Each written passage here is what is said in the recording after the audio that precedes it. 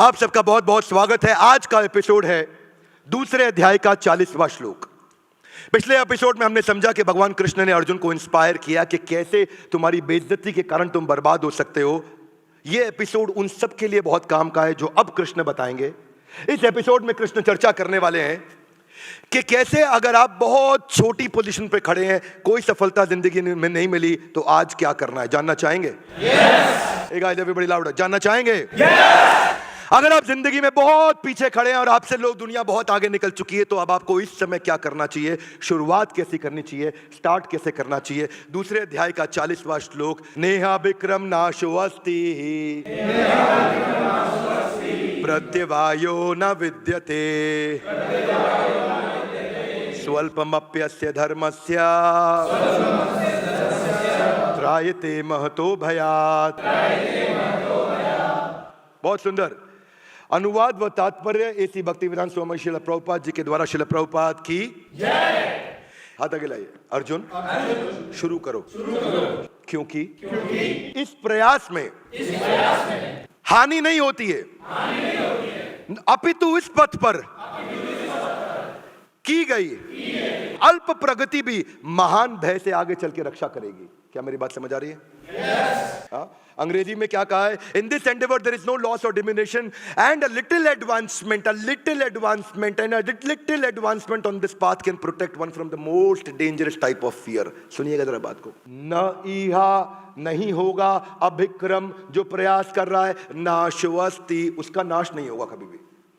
जितना प्रयास किया है वो प्रोटेक्ट होता है।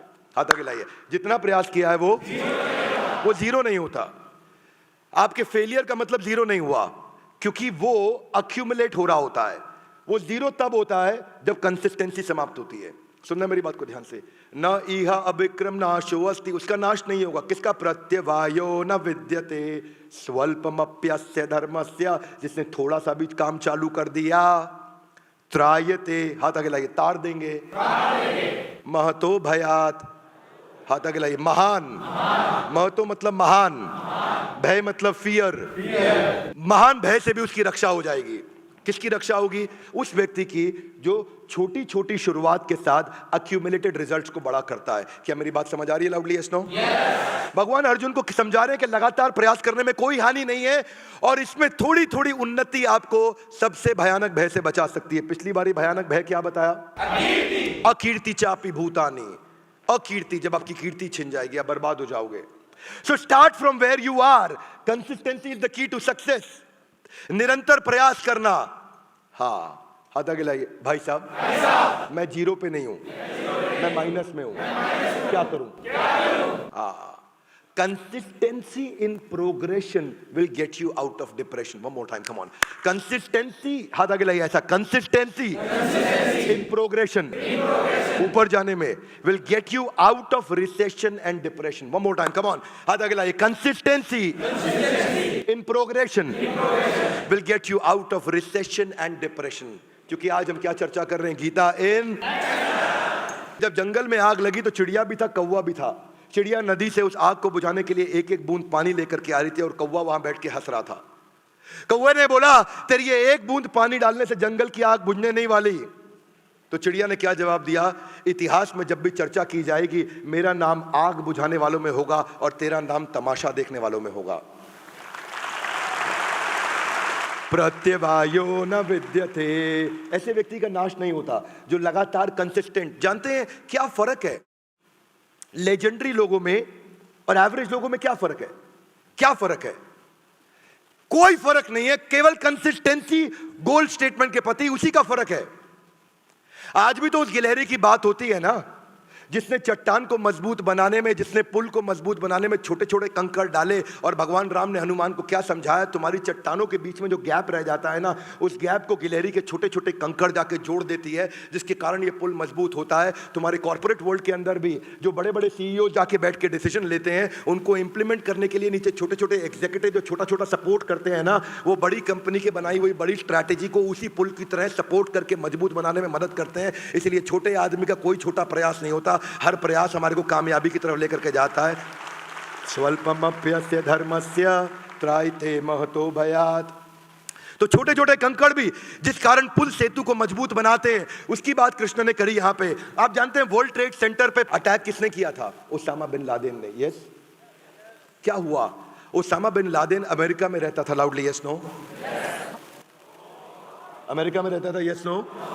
कहां रहता था Osama bin Laden? Osama bin Laden Afghanistan में नहीं, पाकिस्तान के अबेटाबाद में था। 2001 में अटैक हुआ था और 2011 में जाके दूसरे देश के अंदर जाकर के उसको पकड़ के मारा गया। वो कंसिस्टेंट एफर्ट नहीं होता तो कभी भी देश के राष्ट्रपति का विश्व के ऊपर कभी विश्वास नहीं किया जाता। अमेरिका और इजराइल के बारे में यही माना जाता है। अपने देश के वीरप्पन को पकड़ने में समय लगा, शायद उतना कंसिस्टेंट एफर्ट नहीं था। 24 साल बाद वीरप्पन पकड़ा गया था और यहाँ दूसरे देश के अंदर जाकर के 10 साल में ओसामा बिन लादेन को उखाड़ा। मुद्दा है, if you get 1% better every day, you will get 3800% better, यानी कि 37 गुना ज्यादा बेहतर हो जाते हैं एक साल के अंदर, 365 दिन में। बस 1% better every day, 1% better every day. स्वल्पमप्यस्य धर्मस्य सुअल्प, थोड़ा सा प्रयास। अल्प भी कृष्ण अल्पमप्यस्य भी बोल सकते थे। अद्भुत बात देखो, कृष्ण ने अल्पमप्यस्य भी नहीं बोला, सुअल्पमप्यस्य, यानी कि थोड़ा भी नहीं, बहुत थोड़ा भी प्रयास अगर रोज करते रहे न इहा विक्रम नाशो अस्ति, कोई प्रयास आपका वेस्ट नहीं जाएगा, किसी का नाश नहीं होने वाला, किसी भी प्रयास का नाश नहीं होने वाला। When these efforts they get accumulated, results come so huge you can't even imagine। हाथ आगे लाइए, कैसे? क्योंकि शुरुआती रिजल्ट छोटा होता है। Little louder everybody guys, come on. शुरुआती result, one more time everybody, शुरुआती रिजल्ट दोनों दिशा में, ऊपर जाने, बेहतर होने में और बदतर होने में, शुरुआती रिजल्ट छोटा होता है। शुरू में अपनी पत्नी को इग्नोर करोगे, वो आपको माफ कर देंगे, पर लगातार इग्नोर करते रहोगे, रिजल्ट बहुत बड़ा हो जाएगा। Are you with me? ये दोनों तरफ होता है। शुरू में ज्यादा खाना खाओ, कोई फर्क नहीं पड़ता, पर अगर बहुत दिन तक ज्यादा खाना खाते रहे और गलत खाना खाते रहे, रिजल्ट एकदम बदल जाएगा। हाथ आगे लाइए, शुरुआती रिजल्ट छोटा होता है। One more time, come on. शुरुआती रिजल्ट, अगर 1% बेटर होते रहे तो 37 गुना इंप्रूव कर जाएंगे साल के एंड में, पर 1% अगर बेहतर होने की जगह बदतर होते गए रोज, और रोज अगर लर्न नहीं किया और अपने ऊपर इन्वेस्ट नहीं किया, जमाने के आगे बढ़ने की स्पीड बहुत तेज है, आप जीरो से नीचे चले जाएंगे, नेगेटिव में चले जाएंगे। मेरी बात सुनो, थोड़ा पैसा रोज बचाने से आप मिलियनियर नहीं बन जाओगे, लेकिन थोड़ा पैसा लंबे समय तक बचाने से आप बिलियनियर जरूर बन जाओगे। मेरी बात सुनिए, 3 दिन जिम में जाकर के आप आर्नोल्ड नहीं बन जाओगे, पर लगातार जिम में जाते रहोगे तो हो सकता है आप मिस्टर ओलंपिया भी बन जाओ, मिस्टर वर्ल्ड भी बन जाओ। मैं यही कह रहा हूं कि 3 दिन अगर फ्रेंच सीखोगे तो फ्रेंच बोलने नहीं लग जाओगे, पर लगातार जब फ्रेंच सीखते रहोगे, क्योंकि शुरुआती रिजल्ट छोटा होता है। One more time, come on. शुरुआती रिजल्ट, कृष्ण ने ऐसे ऐसे प्रिंसिपल्स बताए, सुअल्पमप्यस्य, इतना भी प्रयास करते रहोगे अर्जुन, तुम महान भय से तुम्हारी रक्षा हो जाएगी। और महान भय पीछे के 3 श्लोकों की अभी हमने चर्चा करी पिछले एपिसोड में कि वो महान भय क्या है। लॉस एंजलिस से न्यूयॉर्क जाते वक्त अगर 180 डिग्री नहीं, 145 डिग्री नहीं, 90 डिग्री नहीं, 75 डिग्री नहीं, 45 डिग्री नहीं, 15 डिग्री नहीं, 5 डिग्री नहीं, अगर केवल 3.5 डिग्री साउथ कर देना अगर उसको प्लेन को, तो वो भाई हवाई जहाज लॉस एंजलिस से न्यूयॉर्क उतरने की जगह वो वॉशिंगटन डीसी उतर जाएगा। शुरुआत में 3.5 डिग्री इतना हुआ, इतना बोला, इधर देख रहा है जहाज, इतना सा इधर देखा, पता भी नहीं चलेगा 3.5 डिग्री क्या होता है। ये ऐसे जहाज जाना था, ऐसे जाने की जगह हल्का सा ऐसे जा रहा है बस।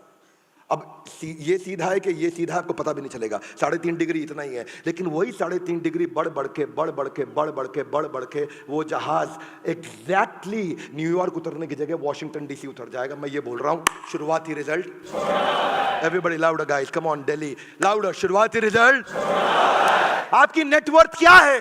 आपकी नेटवर्थ आपकी फाइनेंशियल हैबिट्स का आउटकम है। आपकी फिजिकल फिटनेस क्या है? आपकी फिजिकल फिटनेस आपकी ईटिंग हैबिट्स का रिजल्ट है।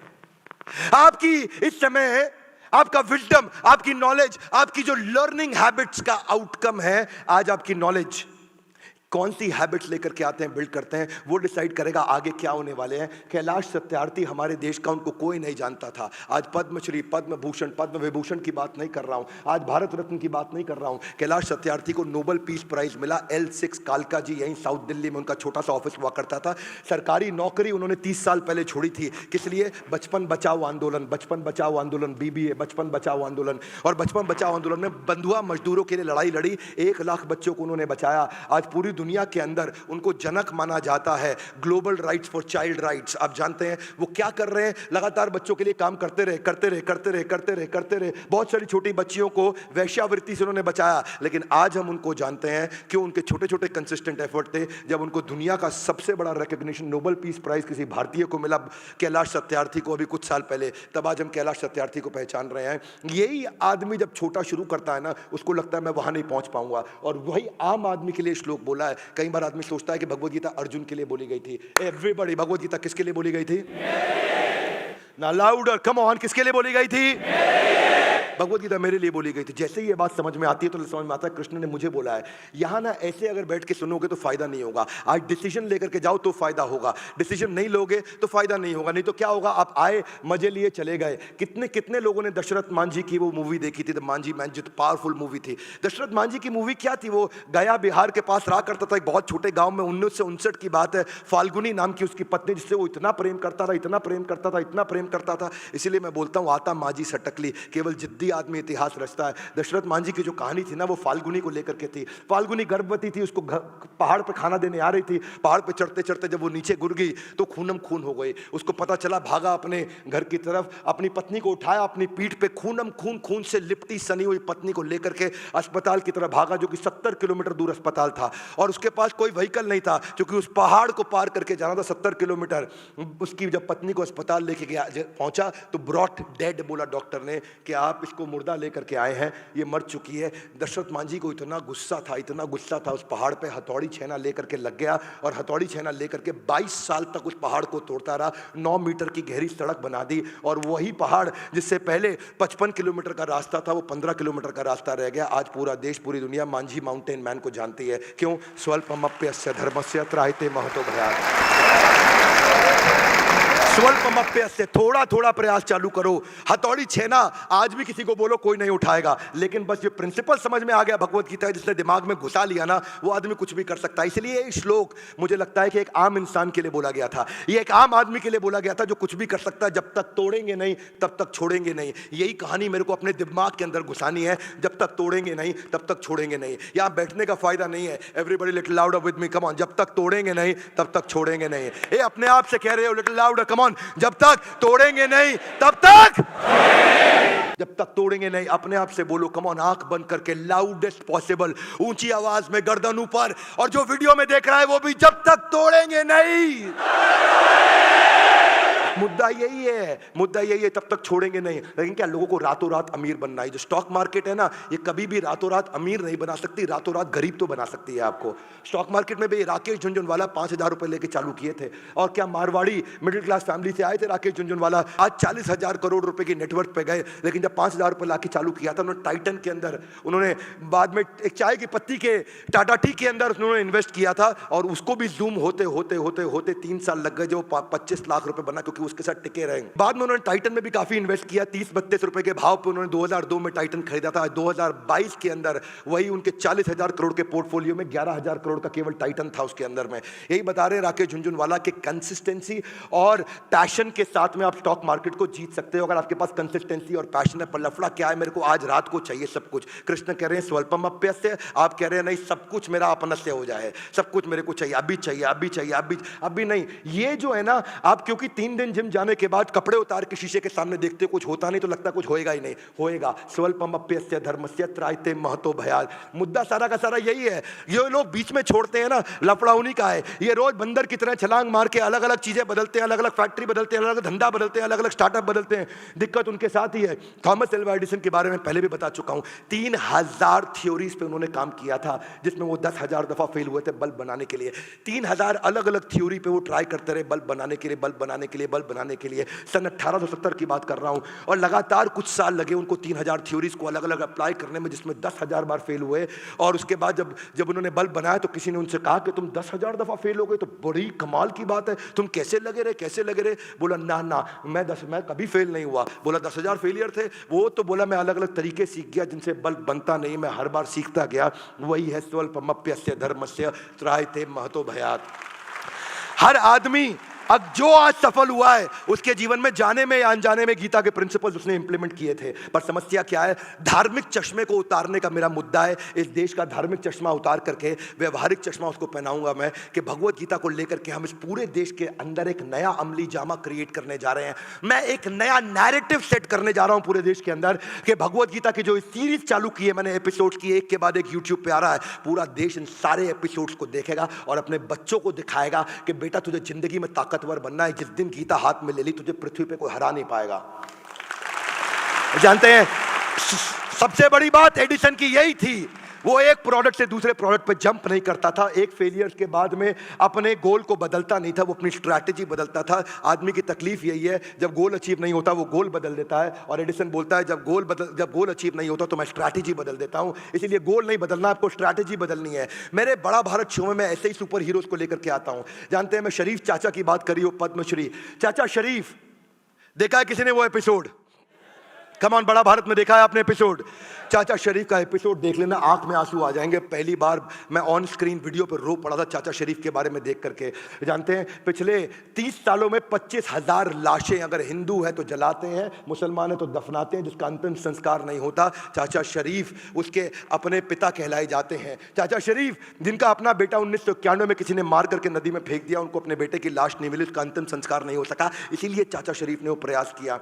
पर आज उनके छोटे छोटे प्रयास के बाद आज प्रधानमंत्री मोदी से लेकर के राष्ट्रपति से लेकर हर आदमी उनके सामने गर्दन झुका करके उनको नमन करता है, क्योंकि बिना भेदभाव के उन्होंने देश के लिए सेवा करी, लगातार करते रहे। स्वल्पमप्यस्य, कितनी तकलीफें आई होंगी, पर दिक्कत यही है कि अपने को तकलीफ आती है ना, अपन रास्ते में छोड़ देते हैं। रास्ते में छोड़ना नहीं है, आपको रास्ता बदल के उसी लक्ष्य पे पहुंचना है, रास्ते में छोड़ना नहीं है। जब चाचा शरीफ ने शुरू किया था ना तो लोग उनको जल्लाद बोला करते थे, उनको कहते थे बदबू आती है, नाक से कोड़ लिया करते थे, उनको साथ में बैठ के खाने नहीं खाने दिया करते थे, उनको किसी दावत में नहीं बुलाया जाता था, उनकी शक्ल नहीं देखते थे, उनको पागल कहा करता था। लेकिन consistency in progression will get you out of recession and depression. Golden statement है, जिंदगी में डाल लो, क्योंकि पत्थर पे पानी की बूंद टप, लिटिल लाउडर, कम ऑन, पत्थर पे पानी की बूंद, पत्थर पे पानी की बूंद, पत्थर पे पानी की बूंद, पत्थर पे पानी की बूंद, यही टप टप टप टप टप टप टप टप टप टप टप टप टप कमजोर पानी की बूंद पत्थर को चीर देती है। मैं यही बोल रहा हूं, शुरुआती रिजल्ट छोटा होता है और बाद में बहुत बड़ा हो जाता है। स्वल्पमप्यस्य धर्मस्य त्रायते महतो भयात्। कहीं से तो शुरू करूंगा। ए गाइस एवरीबॉडी कम ऑन, कहीं से तो शुरू करूंगा। अच्छे दिन कब आएंगे? अभी। कम ऑन, अच्छे दिन कब आएंगे? लाउडर, अच्छे दिन कब आएंगे? कौन लाएगा? ये अच्छे दिन मैं लाऊंगा। किसकी जिम्मेदारी है? मेरी। किसी को पूछने का नहीं, सवाल करने का नहीं। अच्छे दिन लाने की जिम्मेदारी मेरी है। Would you agree with me? Little louder, yes no? 15 साल का बच्चा जिसके जिंदगी में कितने सपने होते हैं, आनंद आर्नोल्ड, उसका नाम आर्नोल्ड श्वार्ज़नेगर का कॉपी नहीं है, वो क्रिश्चियन है, उसका खुद का ही नाम, उसका सरनेम था आर्नोल्ड, आनंद उसका अपना घर का नाम। और वही लड़का आगे चल के जो इमोबाइल था, चल नहीं सकता था, जिसको अपना शौच क्रिया करने में, यानी कि शौच क्रिया समझते हैं ना, बाथरूम जाने में तकलीफ होती थी, बिस्तरे से जो उतर नहीं सकता, जो बिस्तरे से जो खड़ा नहीं हो सकता, ऐसा बच्चा, उसने अपने दोस्त को बोला, एक मेरी बात सुन, घर बैठा रहूंगा तो बर्बाद हो जाऊंगा, इतना इतना शुरू करूंगा, स्वल्पमप्यस्य धर्म से, इतना इतना शुरू करूंगा। इतना इतना शुरू करते करते वो धीरे धीरे शुरुआती रिजल्ट बड़ा होता चला गया, इतना बड़ा होता चला गया कि वो जिम जाने लगा, और जिम जाने लगा, दिन जिम के अंदर 3 घंटा सुबह, 3 घंटा शाम को, और रिजल्ट बड़ा हो गया। उसने मिस्टर पंजाब बन गया। मिस्टर पंजाब के बाद वही लड़का जो व्हील चेयर पर था, मिस्टर इंडिया बन गया। और लोगों ने कहा किसी काम का नहीं, उसने कैंसर को हराया, दुनिया का मुंह बंद कराया। वही भारत का आर्नोल्ड, उसकी स्टोरी अगर आर्नोल्ड श्वार्ज़नेगर भी सुने तो वो कांप जाए, इतना आसान नहीं होता भाई साहब। मैं और आप चल सकते हैं तो जिम नहीं जाते, वो चल नहीं सकता था, उठ नहीं सकता था, हर समय कोई ना कोई व्हील चेयर पर उसको गोद में उठा करके, उसको गोद में लेकर के जाया करता था। आज आनंद आर्नोल्ड एकमात्र भारतीय है जिसको दुनिया का सबसे बड़ा बॉडी बिल्डिंग का टाइटल मिला है, वो है मिस्टर ओलंपिया।